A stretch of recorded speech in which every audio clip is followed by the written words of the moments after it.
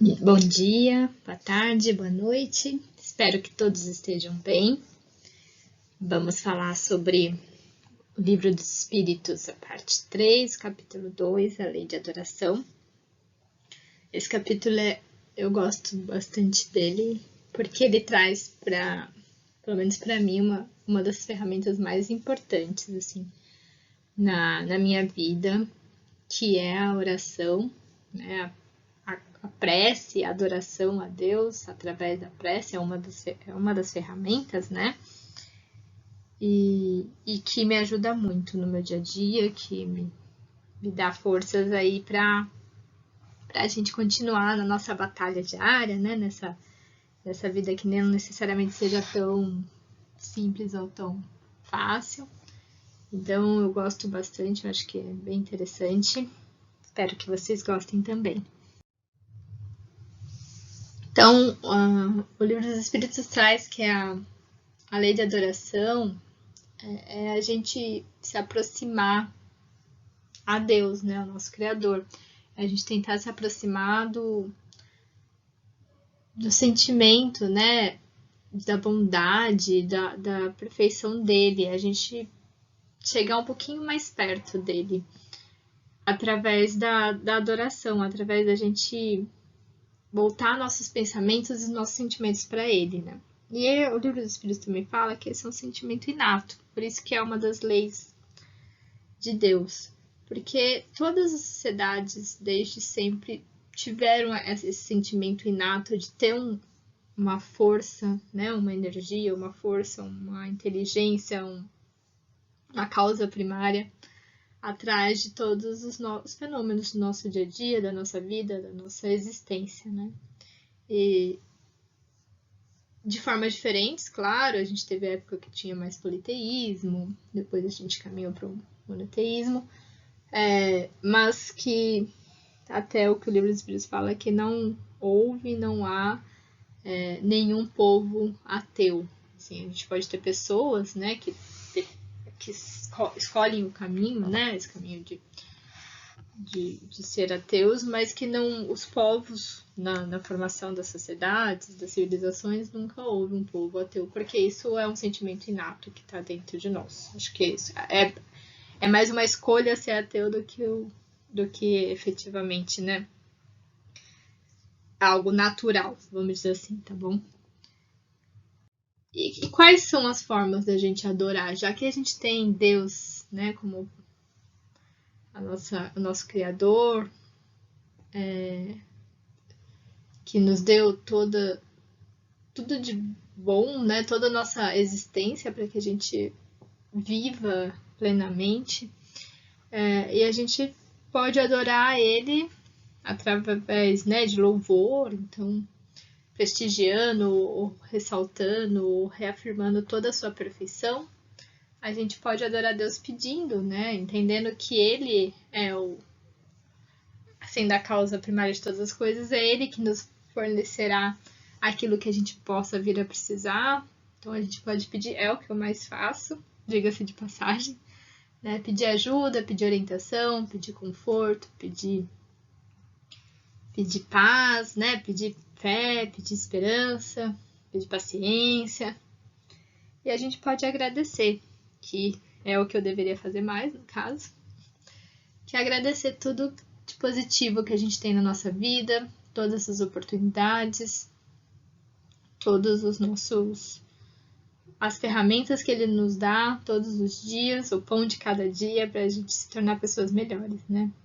Eu acho que um ponto importante aqui de colocar, gente, é que, pelo menos eu vou falar por mim, tá? Vejam se enquadra para vocês, mas eu peço provavelmente todas as vezes errado, né? Por que eu falo isso? Porque assim, quando tem um problema na nossa vida, ele acontece, né? Os problemas, não vou falar os micro problemas, derrubei, sei lá, o prato no chão e quebrou, né? Não vamos falar assim. Mas os problemas mais relevantes da nossa vida, eles acontecem por um motivo, né? Acontecem para que a gente aprenda alguma coisa com aquilo. Talvez até com o prato caindo a gente tem que aprender a ser mais cuidadoso, né? Mas, e eles são a nossa ferramenta de amadurecimento, de evolução espiritual. Então, todas as vezes que eu peço, às vezes eu peço, ai Deus, tira isso da minha frente, né? Resolve esse problema para mim. E isso é um pedido errado, assim, do meu ponto de vista. Por quê? Porque eu tô só fugindo do meu problema, eu não tô resolvendo ele, né? Eu quero que ele desapareça. Então, isso acontece assim, se eu não aprender com aquele problema, ele vai vir de novo, de novo, de novo, até realmente eu aprender. Então, quando a gente pede para algum problema suma, a gente está só adiando, né? Só está evitando algo que não é possível de ser evitado. E nesse ponto, eu acho que assim, o que acontece quando a gente pede, né? Quando a gente ora a Deus? Na verdade, Deus não vai tirar o problema da nossa frente. A não ser que, por exemplo, aconteceu de você já aprender tudo que você precisava e não precisa mais dele, né? Ele vai naturalmente sendo sanado. Mas o que Deus vai fazer? Ele vai trazer pra gente, ele vai nos enviar os seus mensageiros, nossos anjos da guarda, nossos mentores, nossos amigos espirituais, para nos ajudar, para nos orientar, para nos consolar, para nos trazer uma palavra, né, de afeto, de força, de energia, de motivação, para nos dar um conselho, se a gente quiser ouvir, claro. Então, ele vai nos ajudar através dos seus mensageiros. É isso que vai ser resolvido, né, quando a gente pede. Não é que o problema vai desaparecer, mas talvez a gente tenha forças ou tenha uma visão mais clara para encontrar a solução, né? Como que aquilo faz parte da sua vida e do seu desenvolvimento, tá bom? E como que a gente deve orar, né? Como a gente deve adorar a Deus, orar, fazer oração? Gente, tanto faz a forma. Deus não se importa com a forma. A forma é algo material.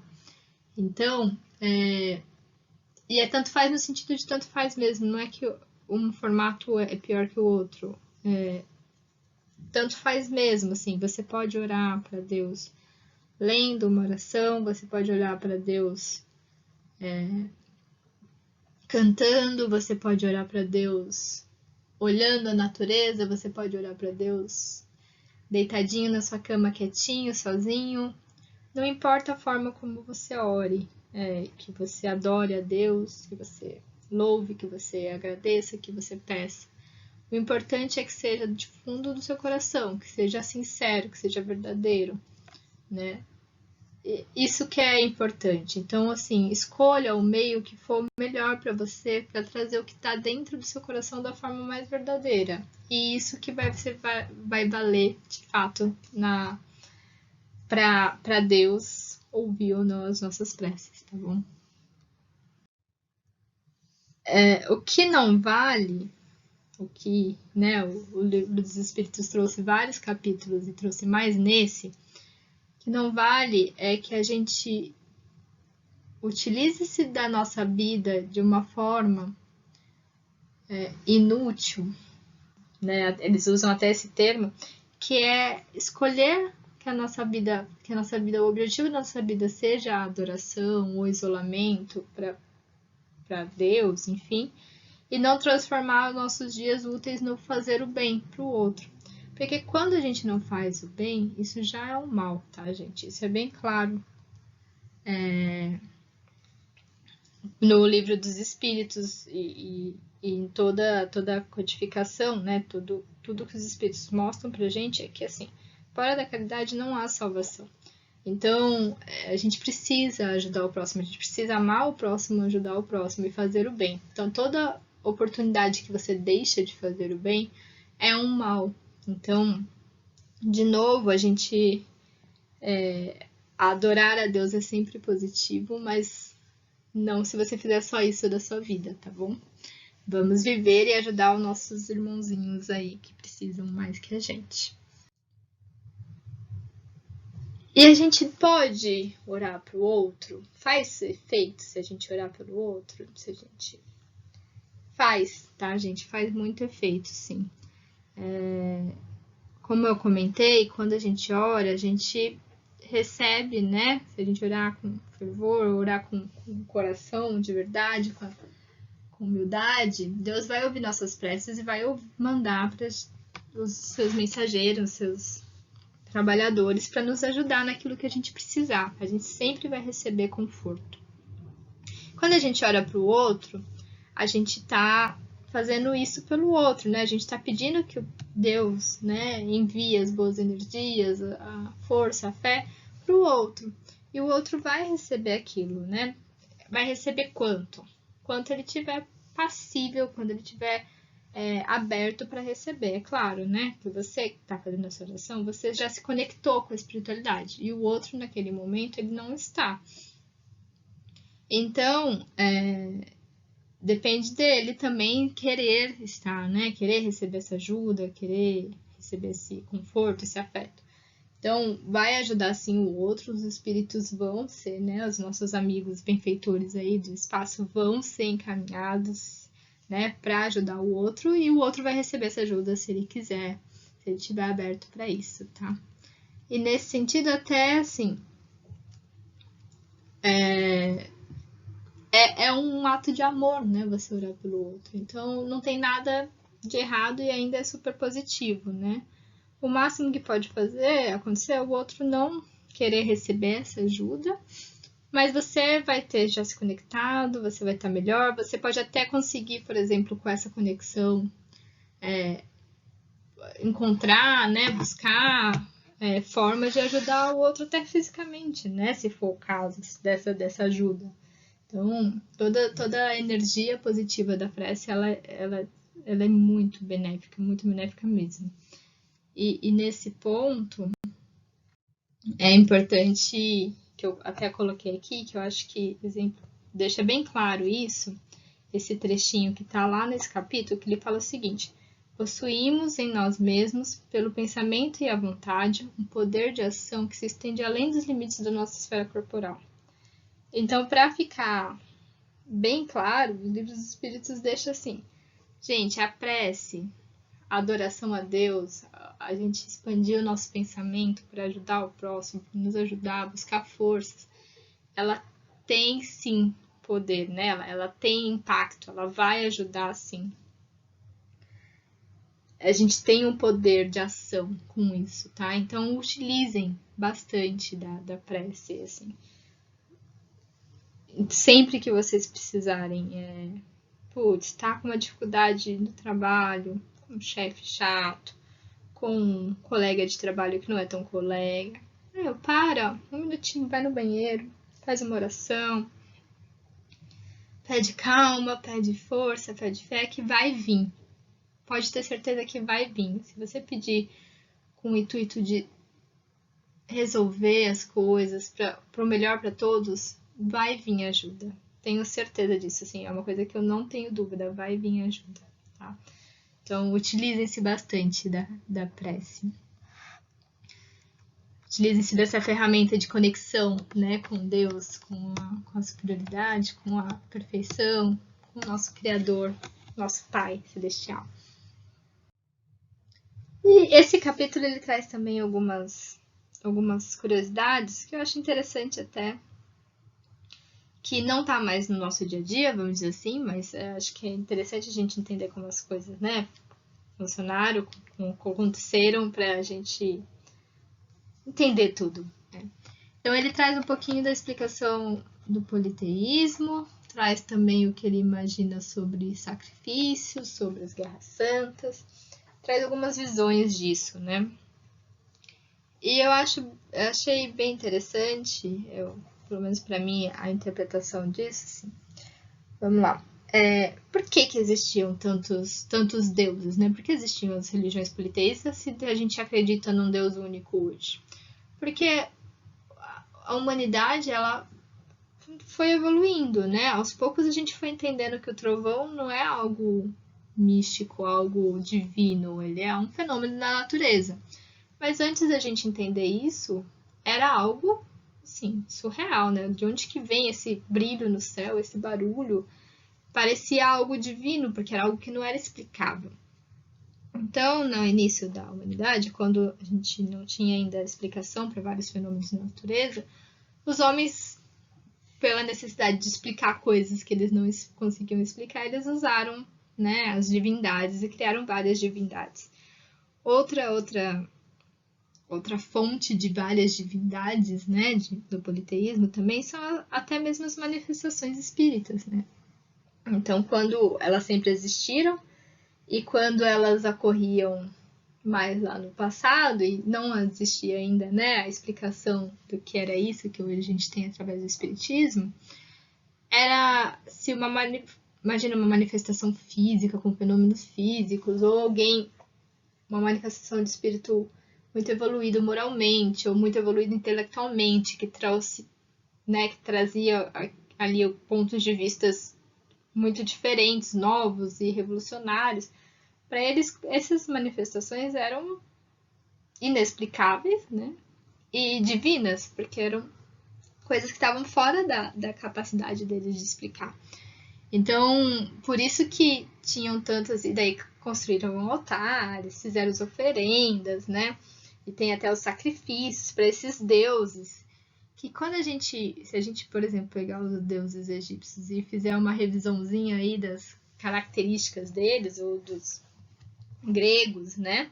A gente vê que eram espíritos, assim, em evolução, porque eles tinham paixões, eles brigavam entre si.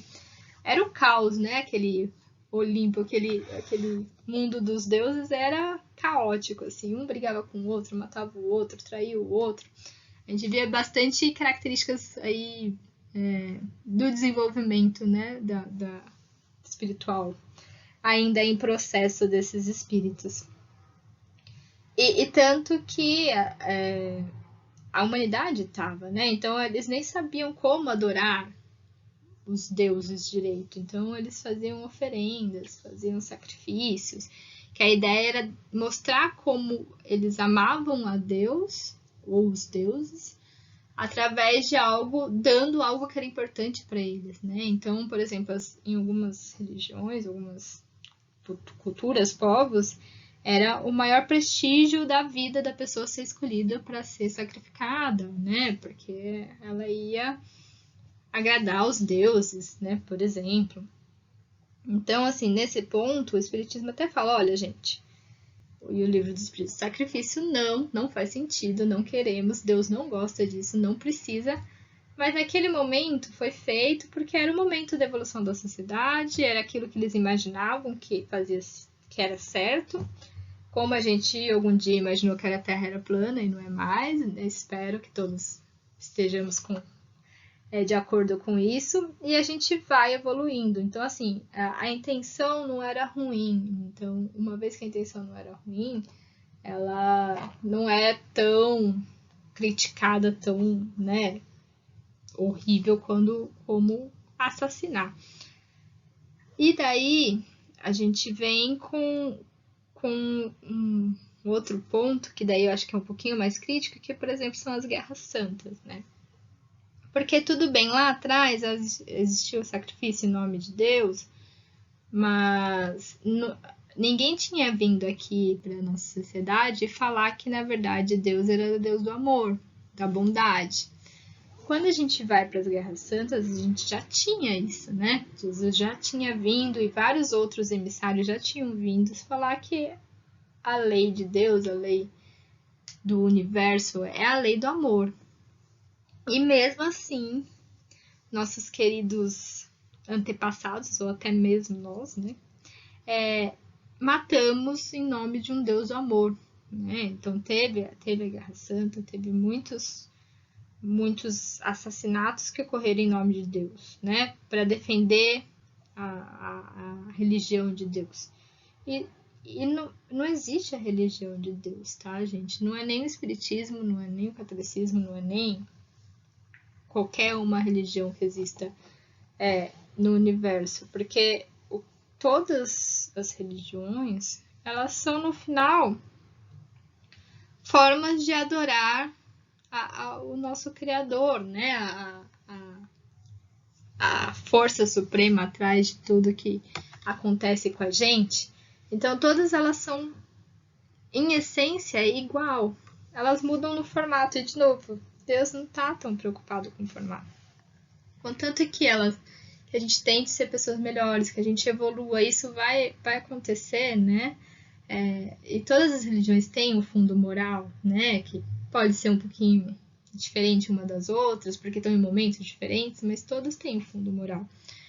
Então, não existe religião correta, não existe forma correta de adorar a Deus, nem religião correta. Todas são válidas se elas trouxerem o que é importante para Deus, que é o amor acima de tudo.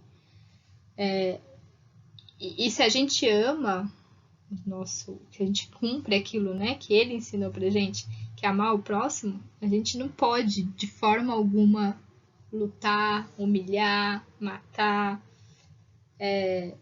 criticar o outro. A gente tem que amar e ponto. Então, para colocar no nosso dia a dia, eu acho que é extremamente importante que às vezes, a gente espírita, a gente se coloca num pedestal. A gente acha que a gente é superior do que as outras religiões porque a gente está na terceira revelação enquanto outros estão parados na segunda ou na primeira, vamos dizer assim, né?